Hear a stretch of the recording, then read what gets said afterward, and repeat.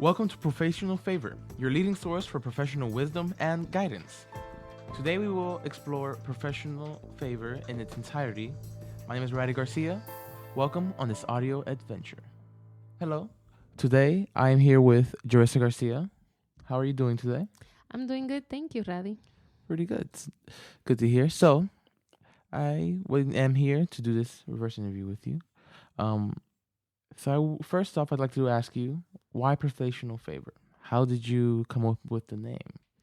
So my idea behind professional favor is this. So have you ever, whenever you've been looking for a job or you've just been like, if only I can get so and so to do me a favor, if only so and so can pass along my resume or introduce me to the hiring manager, or just like let me know if someone is even hiring in their company.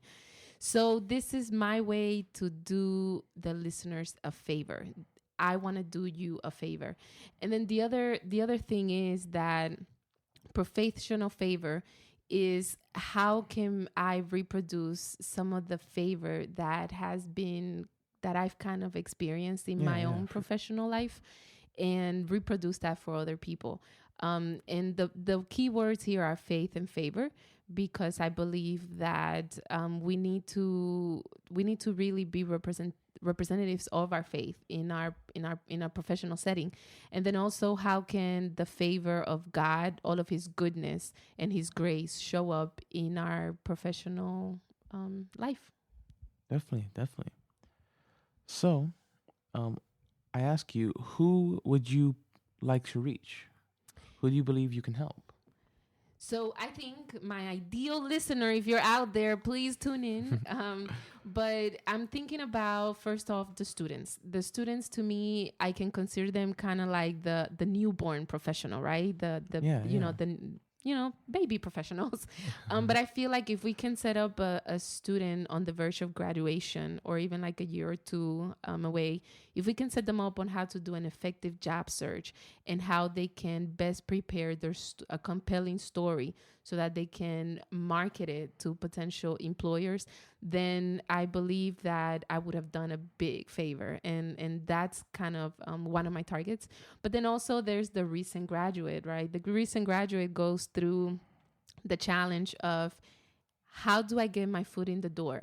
Maybe I don't have experience, or any experience that the employer will recognize as, maybe air quotes, relevant. Sure. But how can I get myself hired and really start my career off? So then how can we set you up in order for you to sell your skill set, your newly acquired skill set, through maybe a college degree or a technical training or something like that? But then there's also, my heart goes out to all the transitioning professionals out there, because the job search is tough. It can be terrifying, but then it can also be very demoralizing. If you've ever encountered rejections, one after another, back to back, that can kind of just rob you of all of your confidence. So professional favor is me coming along to just walk this out with you and encourage you along the way, and motivate you so that you can go out there and really find the best opportunity that can be afforded to you. Definitely. And what is one way that you believe that you can help motivate those that may be in a transitional phase in their life, maybe moving from job to job, maybe they're in between opportunities at the moment? What is a message that you can briefly give out to them to give them sort of faith in their future? The very first thing to realize when going through a job search process is that this will not last forever. Yeah. So that's one thing. And then the other thing that we immediately have to catch on is that you are the right candidate. And what I mean by that is that after maybe when a person starts applying and they start hearing no's, and the door gets shut in their face, they get the rejection emails. Heck, they even get ghosted. That's really, really hard, right? Like, you have no idea. And that hurts. And that throws you into a very dark place.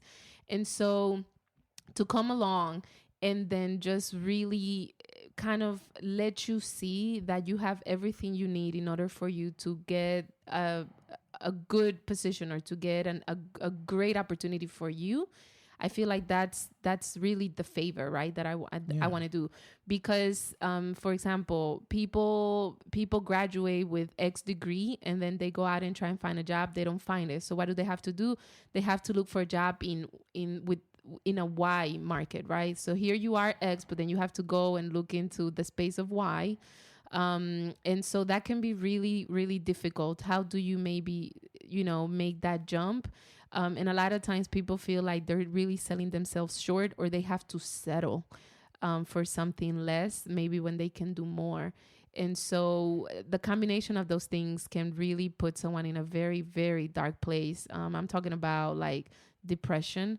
I'm talking about people just like not really even wanting to try anymore, kind of, and then feeling like, what's wrong with me? When in reality, there is nothing wrong with the person. Is just maybe that's how the job market that they're looking at. Maybe there's some challenges there that they just have to know how do they get past the hurdles. Definitely. Yeah, it's very positive because sometimes the job market out there, search can be very vicious, and not everyone is always prepared for that battle. It's good that we are here imparting this knowledge because a lot of people will need it. Yes. So can you speak to some of that favor that has actually been imparted for you? Yes. Okay, so one of my, I think, favorite experiences was working abroad in Paris, France. Ooh. So I joined a rotational program after acquiring my master's degree. And the rotational program, it was a 2-year program with a French company, but the Americans' headquarters were in Houston. So I did 2 rotations in the United States before they sent me abroad for Paris in the main headquarters of the company. And the project that I was doing there was a digital transformation, or at least I was working with the central team for digital transformation. At that time, the company, I mean, I don't know now, I got to check the stats, but back then, at that point, in 2015, the company was in over 80 countries and over 55,000 employees. Wow. So we were creating something that was going to eventually like really touch everybody company-wide at different phases or stages along the project. My role there was to be the liaison between the US and France. And so that was a tricky situation because of the cultural differences. But the reason why it's my favorite is because I went in with an objective of really bridging the gap between the two countries in terms of the project and the task at hand. But when I was leaving, what I realized is that I made a positive impact in ways that I hadn't planned on doing. So it was something about me being there, just my complete self, that was able to create just a really positive environment with the people that we worked with. So in retrospect, it was kind of like I had an aha moment, like something clicked and I said, I was not even intentional about creating the impact that I had.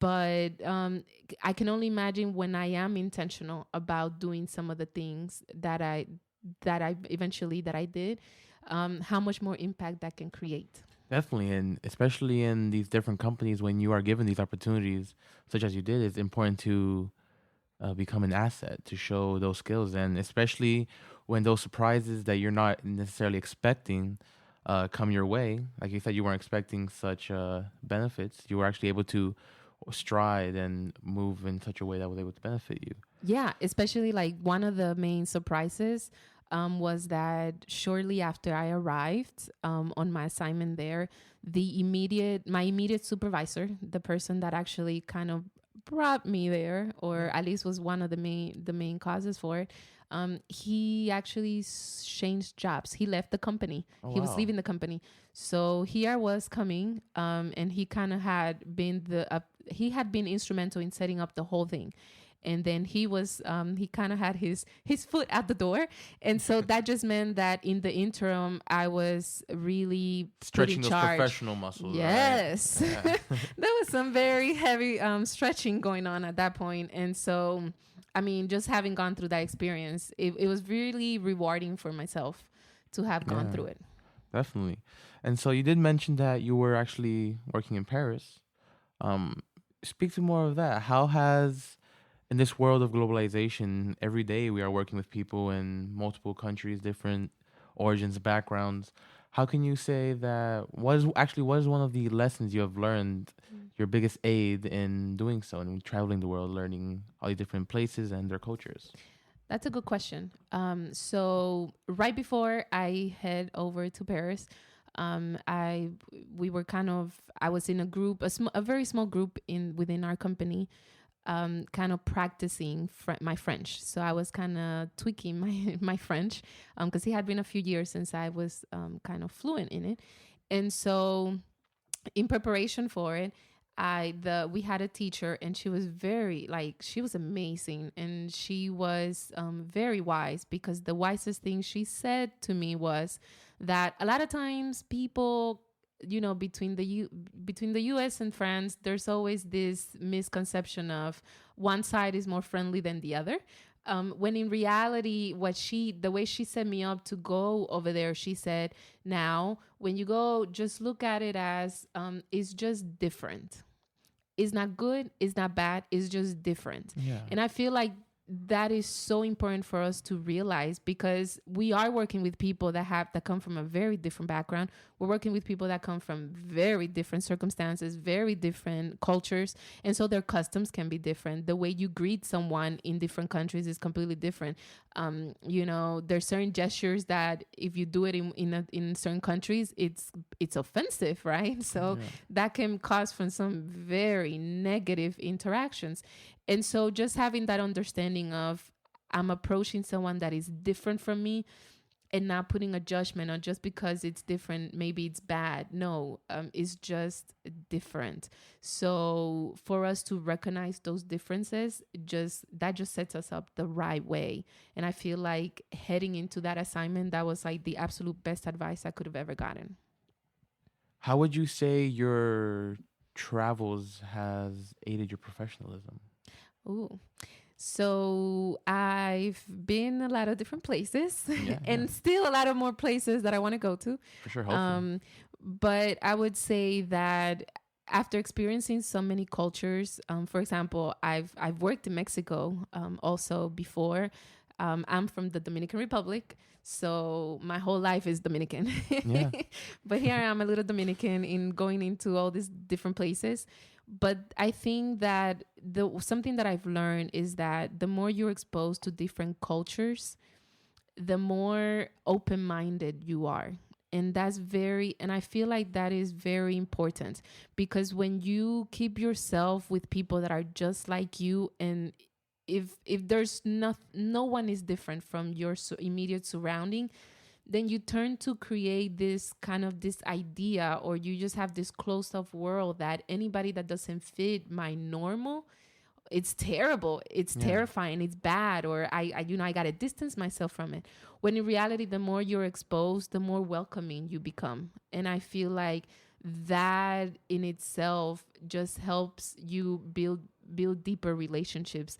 And then it also created in me a very curious mind, right? Like, I Yeah. love experiencing cultures, I love meeting new people. I mean, for me, it's a thrill to be in a place, in a completely new place, and just figuring Absorb out like the a land, sponge. Yeah. and just like taking it all in. For a lot of other people, that's terrifying. Yeah. A lot of risk. Some people, I've heard of people that won't even travel in an airplane, just because of the Yeah. fear of that. But then if you take it one step further, is that, for those people that really won't go beyond what they set themselves as boundaries, it just creates that very limited world. Definitely. And as I mentioned earlier, the world is only shrinking. So by confining yourself to such a small area, it's very debilitating. Yes. Um, so one other question I do have for you is, why do you actually believe in helping others? What gives you the desire and the want to do so? Okay. Well, I'm a firm believer that you reap what you sow. what you sow. So for me, if I can help someone else make it, or if I can help someone else reach their dream, their goal, their purpose, then that only means that I'm a little bit closer to reaching mine. So the more I deposit into someone else's purpose bank, I believe the more my bank also can grow. My purpose bank can Yeah, grow. yeah. So I think it's a way of paying it forward. So it's a way of me doing you the favor, because who knows when I may need the favor too, right? Yeah, putting out the good So energy into the world, right? It it comes back. always comes back to you. So yeah. What is your vision for ProFAITHsional favor? What do you see yourself doing with the professional podcast? With ProFAITHsional favor, I'm gonna put this out there. Yeah. It's a scary thing to say into an open space like this. But I see myself as being the Oprah of professionalism, right? Yeah.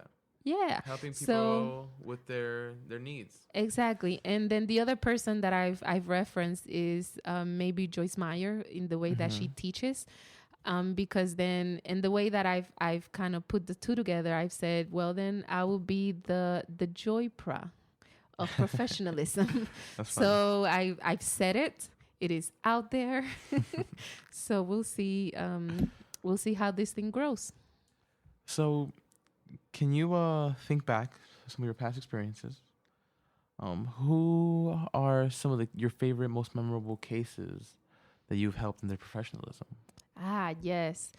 My very first person I coached through building their resume and helping them kind of jumpstart a job search.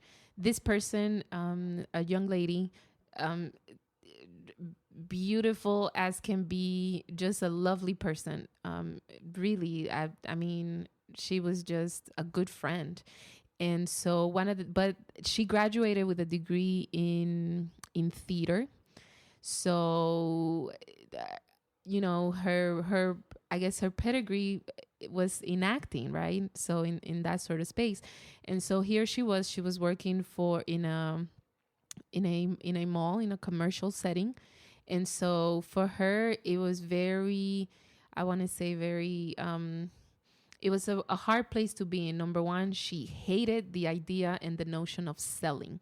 Like, Wow. she really just hated the whole commercialism and the never having enough, that kind of Always thing having for to reach people. a different target goal. Yeah, and not ever having enough. Like, I got to buy the new latest thing. That, I don't know, just that whole kind of capitalism sentiment. She really kind of struggled with it. And then, so she was doing a job that she hated, but she was doing such a good job at it, because I mean, she had a customer, right? And I believe it was either to the CEO or the president of the company. I'm talking about like an international chain. Like, I'm just like, because they're not sponsoring this, I am not dropping any names.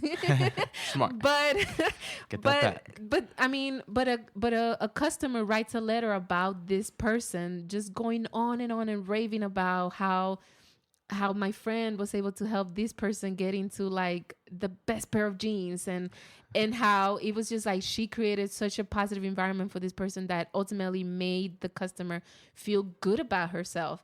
And so, I mean, to the point that you're having someone, I mean, in the age of Yelp and reviews and, saying your opinions and stuff, I mean, for someone to take it upon themselves to write to the top person in the company of an international chain, that's phenomenal. So it was like she was the best at what she was doing, but she hated doing it.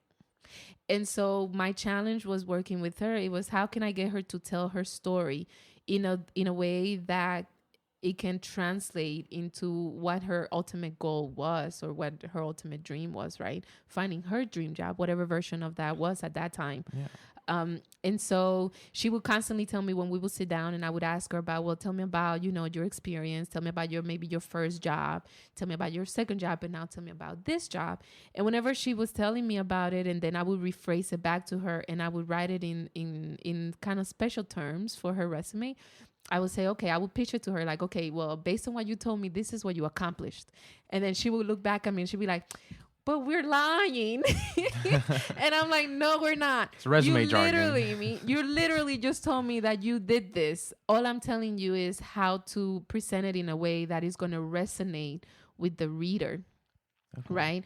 Because you have to write it from their perspective. You have to write it from the perspective of you really are marketing yourself to someone. And so you got to create a space for them to want to learn more about you. So that experience in itself, it was grueling because it was like, you know, it was like sharpening each other in a way. But it really helped me to see what are some of the struggles that people have with this process, right?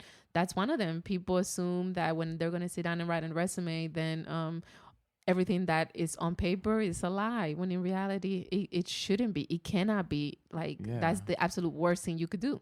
Honesty is the best policy, you know? Exactly. And so, with being honest is you have to present yourself in a certain way. And so there's a science, there's an art, and then there's just a little magical fairy dust that Definitely. I can sprinkle on a resume that really would really put your best foot forward. That gets your best foot forward and gets you hired. Definitely. It's not always easy, especially when you're trying to display your inner beauty for another company. Yeah. It's not always the easiest thing to translate for someone. Exactly. So, moving along. So, Jerissa, tell me where you studied in the past. So, I have a bachelor's degree in civil engineering from the University of Cincinnati. And so that was interesting because right out of high school, when I was undecided on what to study, all I knew was that I was exceptionally good at math.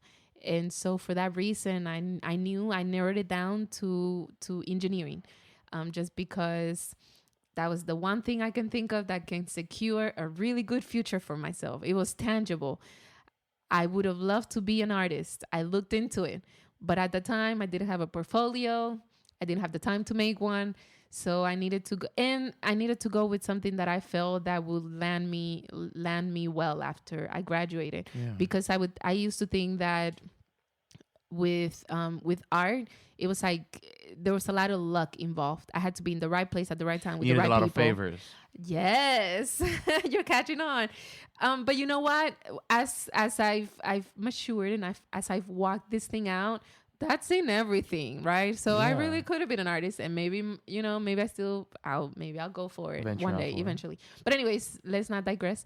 As a civil engineering degree for my bachelor's. And then I worked for the city of Cincinnati for about almost 2 years in the public sector. And then I knew that I wanted a master's. It just took me a while to figure out if I really wanted to focus on engineering or if I wanted to do a business degree. And what I realized is that I wanted to be more along the leadership path, even if that meant being within an engineering firm. So then I chose to do a master's in global management, and I graduated from Thunderbird School of Global Management, which it's a school that people either know really well or they just never heard of it. When I enlisted for the school, I had never heard of it. It was the best decision I made just because it truly is the best school for international business studies. And it's in Arizona. Lovely. And how would you say that even during your studies in either UC or Thunderbird University, how would you say your professionalism has helped you? So I believe that being in both places, I must say that my early years in college were terrible. Yeah. Yes, it was very rough, because when I started in undergrad, I was used to getting I was the straight A student, and I didn't have to do much. And here I was entering college, and now I had to do a lot of studying because at the end of the day, everything was new to me. It wasn't things that I kind of knew, these things it's not like woof, naturally just comes to you. No, it's like I literally was there to learn. And the one thing that I think throughout the whole process, I think I kind of just learned that take it one step at a time. And that was my approach. So take it one step at a time. You know, make it through the next course, or no, I'll take it back. Make it through the next exam. Make it through the next exam. So I would work really hard to make it through the next exam. And I think slowly but surely that just started creating a work ethic. And so from there, I think I had to just figure out, how do I really put myself forward.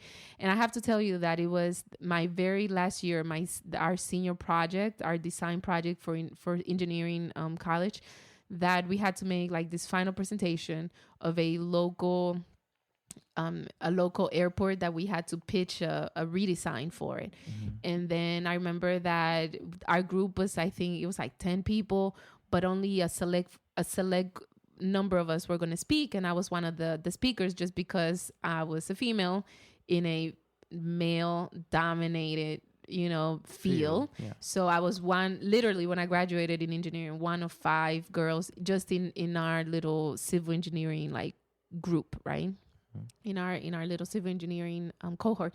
And so when I was selected as one of the speakers, I had that I presented, and then our group was the winning team. Everybody recognized I was like, it had a really good presentation.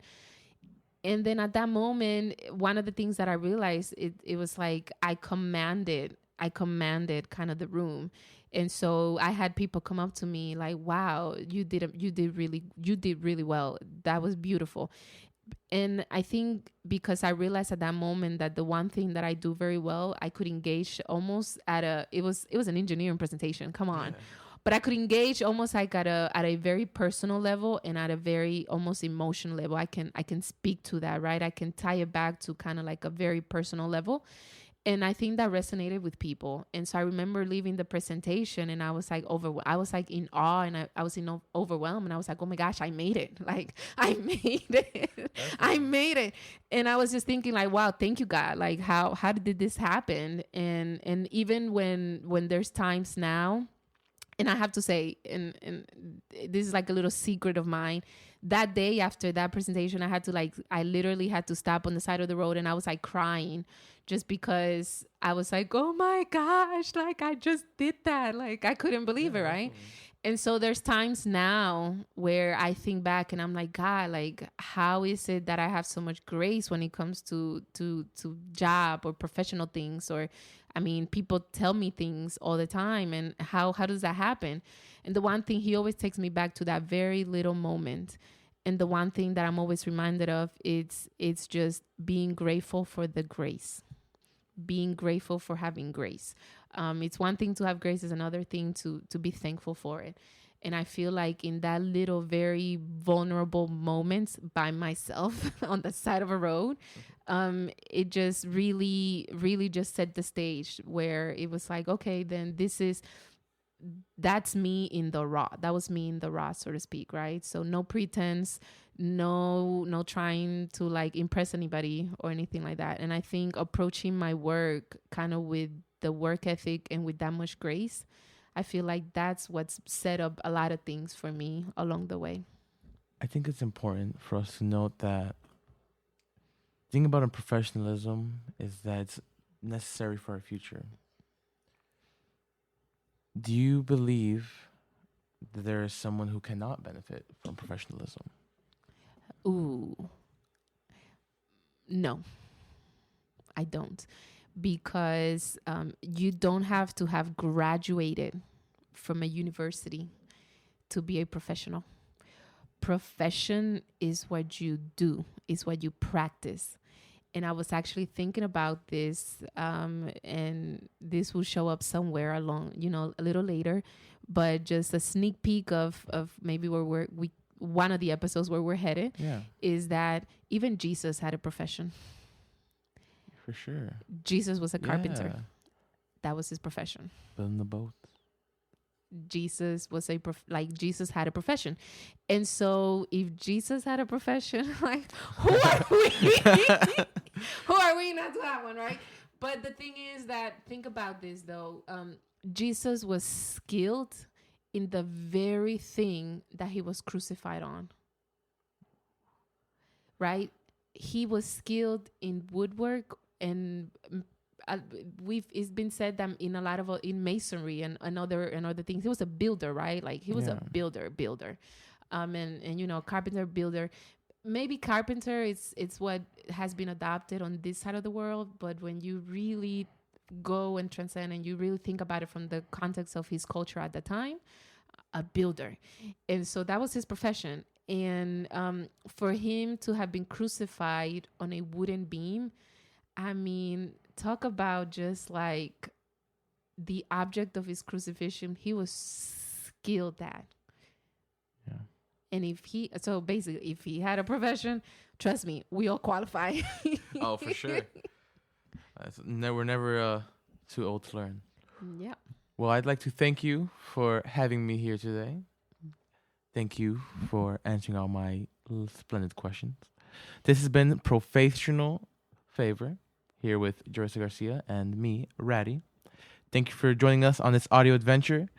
So where can the people find you? Where can they connect with you? So we can connect anywhere social. Find me on Facebook, find me on Instagram, Twitter, and YouTube if you like, and just look for Jerissa Garcia.